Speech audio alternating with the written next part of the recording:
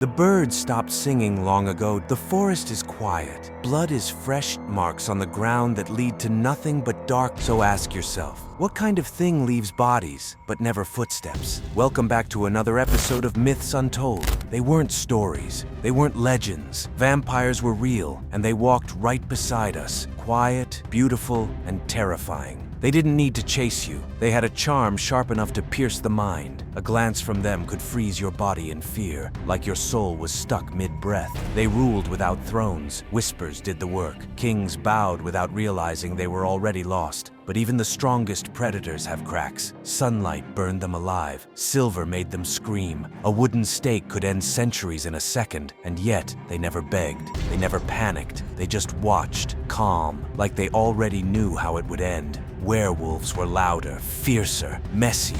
When the full moon hit, there was no hiding. Bones snapped, voices vanished, and in their place rose something primal. Not human, not animal, just rage and instinct in a body built for destruction. But these beasts weren't alone. They had packs, bound tighter than blood. They ran like ghosts through forests, unstoppable, united. Still, for all their power, they were prisoners too. No matter how close they were, no matter how brave, they were cursed. The beast didn't ask permission, it took over, and when it did, sometimes even the werewolf didn't survive what they became. The war didn't start with swords or blood, it began with love. A vampire lord named Drackle, cold and ancient, fell in love with a werewolf maiden named Lyra. She was wild, untamed, and beautiful like the moonlight over a frozen lake. He promised her freedom from the curse of the full moon, offering immortality without the pain of transformation. The war that followed wasn't just about revenge, it was personal. It was savage. It was endless. Vampire generals, cold, cruel, brilliant, led legions of undead across lands soaked in blood and moonlight. They planned every move like a game of chess, sacrificing thousands just to take a single step forward. But the werewolves didn't care for plans. They fought like storms, wild and unstoppable, ripping through vampire lines with nothing but rage and memory pushing them forward. To them, this wasn't war, it was justice. And in that chaos, so many stories were born and ended. In a mountain fortress hidden by storm clouds, 12 werewolves ambushed Drackle himself, far in the forest of Transylvania. A werewolf alpha named Fenris led an attack on a hidden coven.